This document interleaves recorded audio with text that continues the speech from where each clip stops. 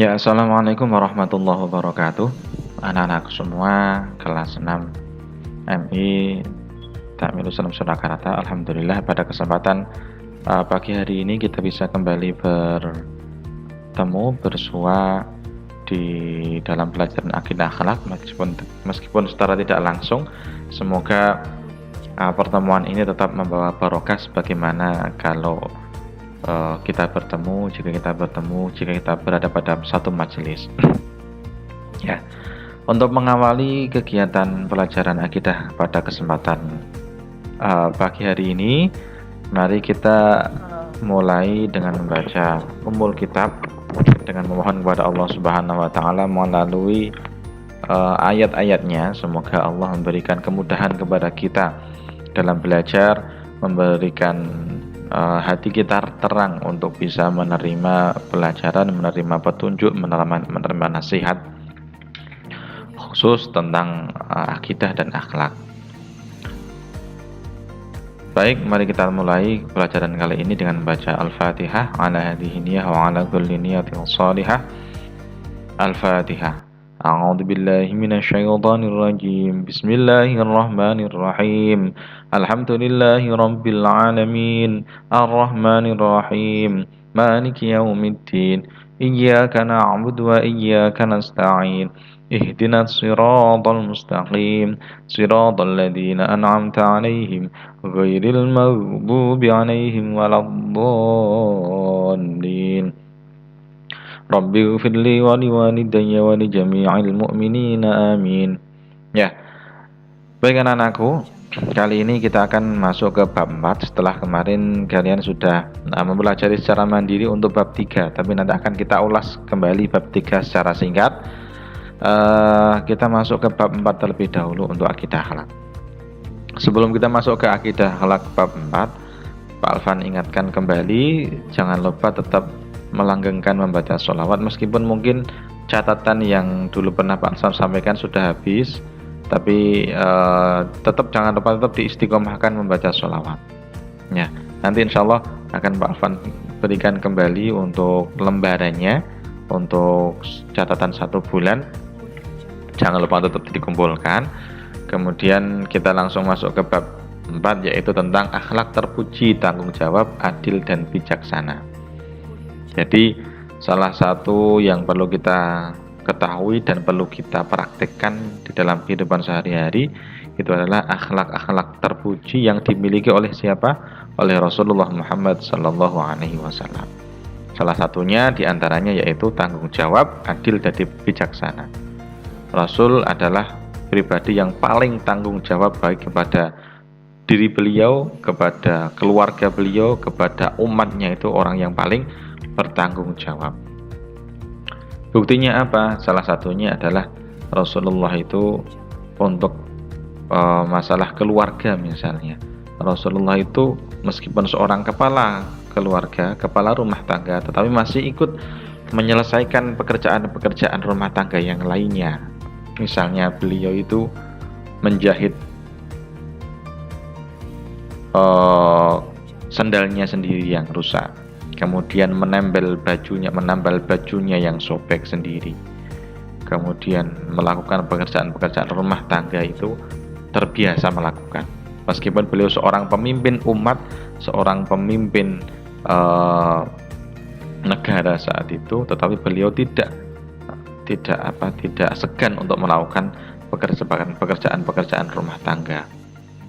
Beliau juga seorang yang sangat adil dan sangat bijaksana. Nah, tanggung jawab itu merupakan suatu sikap yang terpuji, di mana tanggung jawab adalah melaksanakan sesuatu dengan sungguh-sungguh sesuai dengan aturan dan berani menanggung segala risiko. Ya, jadi melaksanakan sesuatu dengan sungguh-sungguh. Misalnya sebagai seorang pemimpin, ya dia harus melakukan kepemimpinannya dengan sungguh-sungguh. Yang tidak pemimpin pun juga harus bertanggung jawab kepada dirinya sendiri, ya. Bertanggung jawab atas dirinya sendiri. Misalnya seorang siswa harus bertanggung jawab sebagai seorang siswa juga. Maksudnya apa? Jika seorang siswa itu diberikan satu tugas oleh Bapak Ibu guru, maka harus tanggung jawab melaksanakan dengan sebaik-baiknya, dengan sungguh-sungguh sesuai dengan aturan, dan berani menanggung resiko. Misalnya kok sampai tidak mengerjakan tugas, dapat sanksi dan sebagainya. Sebagai siswa yang bertanggung jawab harus berani mau menanggung resiko dari segala macam kesalahan. Nah, kalau dia sukses juga menanggung menerima kesuksesannya. Jika ternyata gagal, maka juga dengan legowo, dengan besar hati harus menerima kegagalan yang telah diterimanya. Seperti itu. Itu tanggung jawab. Jadi dengan sungguh-sungguh menjalankan tugasnya, ya, menjalankan tugasnya. Entah itu apa, menjadi seorang siswa, seorang guru pun juga harus tanggung jawab sebagai seorang guru, seorang orang tua juga harus tanggung jawab, siapapun itu harus tanggung jawab terhadap posisinya, tugasnya. Karena Rasulullah mengendika dalam hadis yang disebutkan di sini, an Abdullah bin Umar radhiyallahu anhu yaqul sami'tu Rasulullah sallallahu alaihi wasallam yaqul kullukum ra'in wa kullukum mas'ulun an ra'iyati. Setiap kalian itu adalah pemimpin. Setiap kalian adalah pemimpin. Meskipun bukan seorang pemimpin yang dalam tanda kutip pemimpin suatu kelompok, tidak, pemimpin suatu negara juga tidak, atau pemimpin kelas juga tidak, tetapi setiap kita memimpin diri kita, minimal memimpin diri kita sendiri, ya. Jadi karena kita seorang pemimpin, minimal pemimpin diri kita sendiri, maka setiap dari kita pun juga mas'ulun, harus bertanggung jawab, akan dimintai pertanggungjawabannya, an ra'iyati, dari apa yang dipimpinnya. Kalau mimpin diri sendiri, ya akan dimintai tanggung jawab atas yang dipimpinnya, atas dirinya sendiri. Misalnya apa? Kita seorang umat Islam, kita memiliki kewajiban untuk menjalankan sholat 5 waktu, kewajiban untuk menjalankan ibadah-ibadah yang lainnya, maka kita pun nanti akan dimintai pertanggungjawab oleh Allah Subhanahu wa taala atas tugas-tugas yang kita lakukan. Jika kita tidak melakukan, Allah akan meminta pertanggungjawaban atas pelanggaran kita. Kalau kita melakukan, Allah akan memberikan ganjaran sesuai yang kita laksanakan. Ya, ini jadi misalnya seorang muslim harus menaati perintah Allah, menjauhi larangannya. Ya. Adapun contoh tanggung jawab kepada orang lain, misalnya berkaitan dengan amanah, apabila kita dipercaya oleh orang lain untuk mengerjakan sesuatu, maka kerjakanlah sesuai aturan dan ketentuan yang berlaku. Misalnya kita diberikan tanggung jawab untuk menjaga adik kita, misalnya orang tua kita sedang bepergian, kemudian kita di rumah menjaga adik, maka kita harus melakukan sesuai dengan aturan, sesuai dengan ketentuan yang berlaku. Ya, kita sayangi. Kalau adik mau pipis, ya kita layani. Adik lapar, kita ambilkan makan. Adik mau tidur, kita temani. Adik mainan, kita awasi, dan sebagainya. Tidak kemudian malah kita tinggal. Itu berarti sikap yang kurang tanggung jawab. Begitu juga sebagai seorang siswa, misalnya seorang siswa diberikan tanggung jawab oleh, misalnya sebagai sebagai ketua kelas, diberikan tanggung jawab untuk menertibkan kelasnya, maka kita juga harus bertanggung jawab. Karena tanggung jawab merupakan akhlak mulia yang harus dimiliki oleh seorang muslim. Ya, karena kita muslim, yang kita contoh siapa? Rasulullah. Rasulullah ada orang yang paling bertanggung jawab terhadap beliau sendiri, terhadap para umatnya, termasuk kepada keluarganya. Nah, cara untuk agar kita punya rasa tanggung jawab bagaimana? Ingat bahwa Allah itu akan meminta pertanggungjawaban. Maka ketika kita kemudian melanggar sesuatu yang tidak sesuai dengan tanggung jawab kita, misalnya kita diberikan tanggung jawab, kita melanggar, maka yang perlu kita ingat bahwa Allah itu pasti akan meminta pertanggungjawaban. Kita bisa aman dari orang lain, misalnya kita bisa berkelah, misalnya kita berikan tanggung jawab, ternyata kita nggak bisa, kita bisa melakukan alasan apapun kepada orang lain, tetapi kita tidak bisa memberikan alasan kepada Allah Subhanahu wa taala karena Allah Maha tahu atas yang kita lakukan. Dan ingat bahwa amanah yang diberikan orang lain kepada kita itu merupakan kepercayaan kepada kita. Ya, amanah orang lain kepada kita, tanggung jawab yang diberikan orang lain kepada kita itu merupakan amanah, merupakan kepercayaan. Jangan sampai menyia-nyiakan kepercayaan orang lain kepada kita. Kemudian selalu ingat bahwa akibat buruk dari sikap tidak bertanggung jawab. Orang yang nggak tanggung jawab itu pasti akan dititeni apa ya namanya? Dititeni apa jenenge? Orang lain akan selalu ingat. Misalnya kita diberikan tanggung jawab pada orang lain, ternyata kita tidak bertanggung jawab. Orang lain pasti akan ingat terus, oh, cah iki ora tanggung jawab, maka berikutnya selanjutnya tidak akan diberi tanggung jawab. Nah, maka akibat buruknya sangat fatal. Siap menerima risiko atas kegagalan yang sudah diberikan. Lah, salah satu akibat tidak bertanggung jawab itu akan ada risiko gagal atas suatu tugas. Maka ketika kita ingat bahwa sikap tidak tanggung jawab itu akan melahirkan kegagalan, maka kita harus bertanggung jawab. Hikmahnya apa tanggung jawab itu? Yang pertama, kalau kita itu tanggung jawab betul, kita akan dipercaya oleh orang lain. Seperti Rasulullah itu karena beliau tidak punya riwayat satu kali pun itu tidak bertanggung jawab kepada siapapun, maka beliau sangat dipercaya oleh orang lain, bahkan oleh orang kafir sekalipun. Contohnya ketika Rasulullah itu mengembalikan Hajar Aswad. Karena Rasulullah itu dikenal sebagai pribadi yang selalu bertanggung jawab, selalu menjaga amanah, maka ketika para kabilah Quraisy saat itu, kabilah Arab saat itu berselisih pendapat siapa yang berhak mengembalikan Hajar Aswad, maka yang diberikan tanggung jawab untuk diberikan kepercayaan untuk mengembalikan siapa? Rasulullah. Karena apa? Rasulullah terkenal sebagai pribadi yang bisa dipercaya, yang bertanggung jawab. Menjadi orang yang berguna bagi sesama.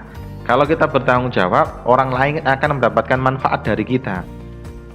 Ya, sebaliknya, kalau nggak tanggung jawab, orang lain akan mendapatkan kerugian dari kita. Dan yang terakhir juga akan mendapatkan pahala dari Allah Subhanahu wa taala. Mendapatkan pahala dari Allah Subhanahu wa taala atas perbuatan yang dilakukan dengan penuh tanggung jawab. Itu tanggung jawab. Kemudian sikap yang kedua yang terwujud juga yaitu adil. Adil itu secara bahasa tengah-tengah. Nah, kalau secara istilah, sikap yang menempatkan segala sesuatu pada tempatnya yang sebenarnya tanpa menambah atau mengurangi. Adil itu dalam segala hal. Misalnya dalam berdagang kita harus adil. Kalau 1 kilo ya kita bilang 1 kilo, itu jujur juga adil. Jadi kalau misalnya misalnya kita sebagai seorang ketua kelas misalnya, kalau teman satunya itu diberi jatah piket 2 hari, yang lain juga 2 hari. Nggak boleh satunya 1 hari, satunya 2 hari. Karena apa? Oh, itu temanku, teman dekatku, tak kasih 1 hari saja biar mudah piketnya. Ya enggak, itu namanya tidak adil. Ya, Allah sudah berfirman dawuh di dalam Al-Qur'an, ya ayyuhalladzina amanu kunu qawwamina bil qisti syuhada'a lillahi walau ala anfusikum awil walidaini wal aqrabin iyakun ghaniyan aw faqiran fallahu aula bihima. Ini tentang keadilan. Ya. Jadilah engkau sebagai penegak keadilan. Karena adil, apalagi seorang pemimpin itu harus adil, ya. Apalagi seorang pemimpin itu harus adil. Karena imamun adil, imam atau pemimpin yang adil akan diberikan janji oleh Allah berupa pahala yang besar di sisinya. Nah, kalau kita adil, maka kita akan disenangi banyak orang. Mesti, karena apa? Adil itu hubungannya dengan orang lain, ya. Adil itu hubungannya dengan orang lain. Kita melakukan sesuatu dengan adil, orang lain akan senang. Sebaliknya, kalau kita tidak adil, kita akan dibenci oleh orang lain. Diridhoi oleh Allah Subhanahu wa taala, jelas ini. Karena Allah itu sangat menekankan sifat adil. Fa'dilu i'dilu huwa aqrabu littaqwa. Maka bersikap adillah karena adil itu lebih dekat dengan takwa. Ya, kalau adil itu berarti kita dekat dengan takwa. Sukses dalam menjalani kehidupan, ya, pasti akan sukses dan dapat mewujudkan masyarakat yang aman, tentram dan damai. Nanti kalau sebagai seorang pemimpin, kalau kita adil, masyarakat akan aman, tentram dan damai. Itu keadilan. Nah, selanjutnya setelah adil kemudian bijaksana. Lah, bijaksana ini artinya berhati-hati, cermat, teliti. Ya, maksudnya bagaimana? Kita harus melakukan sesuatu dengan ilmu yang kita miliki. Kita mengetahui misalnya, ilmu kita itu kita harus bersikap adil kepada teman-teman kita misalnya. Tadi seperti Pak Alvan sampaikan, kalau ada seorang teman kalian di kelas misalnya, satunya nggak piket, dibiarkan saja misalnya. Besok ada yang nggak piket, sebagai ketua kelas memberi sanksi. Itu namanya tidak bijaksana. Karena apa? Satunya itu dibiarkan, satunya diberi sanksi. Kalau semuanya diberi sanksi semuanya. Ya, maka itu sikap bijaksana. Jadi kalau kita mengetahui bahwa seorang yang tidak piket itu harus dapat teguran misalnya, ya harus kita tegur. Kalau kita diam saja berarti kita tidak seorang yang bijaksana. Karena ilmu yang kita ketahui bahwa orang yang tidak menjalankan kewajiban itu harus ditegur misalnya, harus diingatkan. Kalau kita diam saja berarti kita tidak bijaksana. Ya, Rasulullah itu adalah orang yang paling bijaksana, Rasulullah itu dalam berdakwah, dengan ucapan, dengan tindakan itu benar-benar bijaksana sehingga orang itu bisa menerima dengan baik. Nah, adapun hikmah seorang yang bijaksana itu apa? Terlaksananya suatu peraturan dan undang-undang. Kalau orang bijaksana, maka peraturan akan berjalan dengan baik. Misalnya, jika regu piket tidak melaksanakan piketnya, maka akan kena denda misalnya. Kalau pemimpinnya bijaksana, maka siapapun yang tidak melaksanakan piket, maka akan terkena denda. Tetapi kalau pemimpinnya nggak bijaksana, satunya didenda, satunya enggak, satunya malah tidak pernah melaksanakan piket dan sebagainya, maka akhirnya peraturan tidak terjalankan. Terciptanya sikap disiplin, nanti akan disiplin. Kalau peraturan kebijaksanaan itu jalankan betul, nanti semuanya akan disiplin, juga akan tegak kebenaran ya. Karena kebijaksanaan itu akan bersanding dengan kebenaran. Kalau kebijaksanaan itu dijalankan, maka kebenaran juga akan berjalan. Terlaksananya suatu kewajiban ya, ini juga salah satu manfaat bijaksana. Dan bisa mewujudkan keadilan yang merata dalam menghadapi kesulitan dan menyelesaikannya berdasarkan pada kebenaran tanpa mengikuti hawa nafsu. Jadi kalau bijaksana, seorang pemimpin itu bijaksana, maka rakyatnya akan mendapatkan keadilan yang sama. Ya, akan mendapatkan keadilan yang sama. Tidak pilih kasih seorang yang bijaksana itu. Pasti akan menempatkan sesuatu itu pada tempatnya sesuai dengan ilmu yang dimilikinya. Maka kalau memilih pemimpin itu sebaiknya yang memiliki ilmu yang cukup tentang kepemimpinan, biar nanti bisa bersikap bijaksana. Kalau seorang pemimpin kok tidak memiliki ilmu tentang kepemimpinan, maka dia akan mungkin saja bersikap yang tidak bijaksana. Lah itu sifat-sifat yang perlu kita biasa perhatikan. Kemudian sedikit kita sampaikan terkait dengan beriman kepada qada dan qadar, karena ini sangat penting. Ya, sangat penting. Qada dan qadarnya Allah itu merupakan sesuatu yang harus kita imani. Rukun iman yang terakhir adalah beriman kepada qada dan qadarnya Allah. Orang yang tidak beriman kepada qada dan qadar berarti orang tersebut sudah kafir ya. Orang yang gak beriman kepada qada dan qadar berarti orang yang kafir, yang ingkar kepada keimanan. Ya, qada sama qadar itu sebetulnya suatu pengertiannya hampir sama-sama ketetapan. Jadi qada, qadar itu sama-sama ketetapannya Allah. Allah menetapkan segala sesuatu. baik yang terkecil maupun yang terbesar. Nah, bedanya kalau qadha itu adalah ketetapan Allah yang berkaitan dengan makhluk yang telah ditetapkan sejak zaman azali. Zaman azali itu zaman sebelum kita ada. Sebelum Allah menciptakan segala sesuatu namanya zaman azali. Zaman sebelum adanya alam semesta. Ya, jadi sebelum adanya kita itu Allah sudah menetapkan dulu, oh nanti akan dilahirkan seorang anak namanya Mas Bayu misalnya. Pada tanggal sekian, bulan sekian, tahun sekian sudah ditetapkan oleh Allah. Nanti akan ada seorang anak yang dilahirkan namanya Mas Pandu misalnya. Itu sudah ada ketetapannya sejak zaman azalilah. Ketetapan Allah yang zaman dahulu sudah ada tulisannya itu namanya qadha. Sedangkan qadarnya Allah, di sini ada nggak qadar? Nah, kalau qadarnya Allah di sini kok tidak ada itu ya, qadha dan qadarnya. Bentar.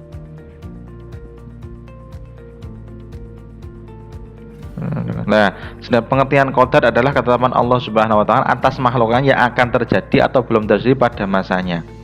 Kalau qadarnya Allah itu ketetapan Allah Subhanahu wa taala atas makhluknya yang akan terjadi atau belum terjadi pada masanya.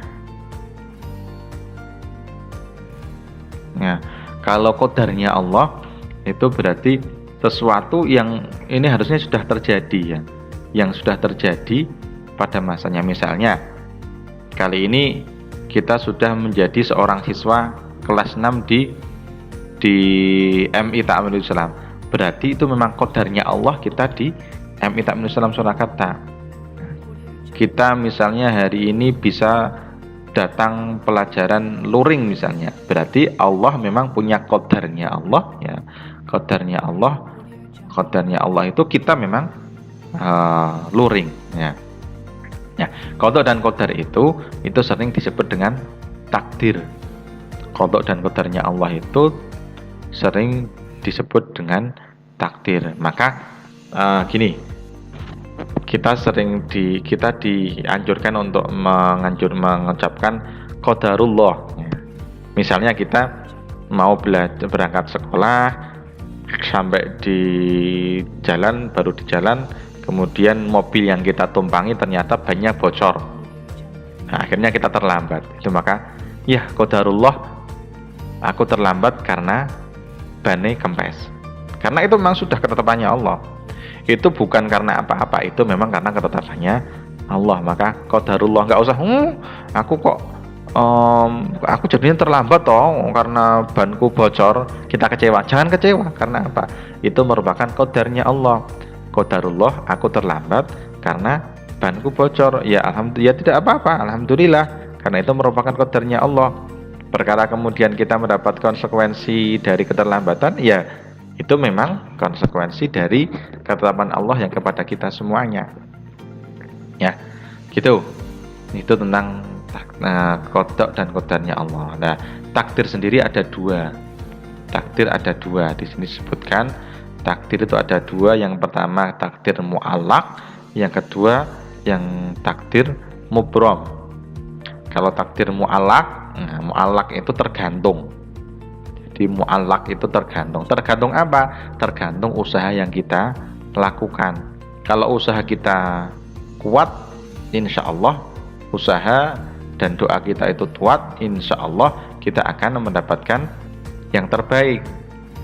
Ya, itu namanya takdir mu'allaq. Contohnya kalau orang sakit harus berobat, kalau nggak diobati, ya mungkin bisa bertambah parah. Ya, maka kita harus berusaha. Nah, ini takdir. Akhirnya ketika diobati dengan serius, berdoa dengan benar, berdoa dengan sungguh-sungguh, bersedekah, maka kemudian setelah itu sakit kita dihilangkan oleh Allah Subhanahu wa taala. Ini namanya takdir yang mu'allaq, yang tergantung dengan usaha. Nah, ada juga takdir yang mubrom. Ya, takdir yang mubrom itu takdir yang tidak bisa diubah dengan usaha manusia. Contohnya apa? Jenis kelamin. Ya, jenis kelamin itu kita begitu lahir ya langsung, misalnya laki-laki ya laki-laki. Nggak mungkin kemudian kita itu kemudian berusaha, oh kalau gitu tak jadikan perempuan. Itu namanya mengubah takdirnya, mubramnya Allah. Kalau yang seperti itu tidak diperbolehkan. Kemudian jodoh misalnya, jodoh kita itu sudah ditetapkan oleh Allah.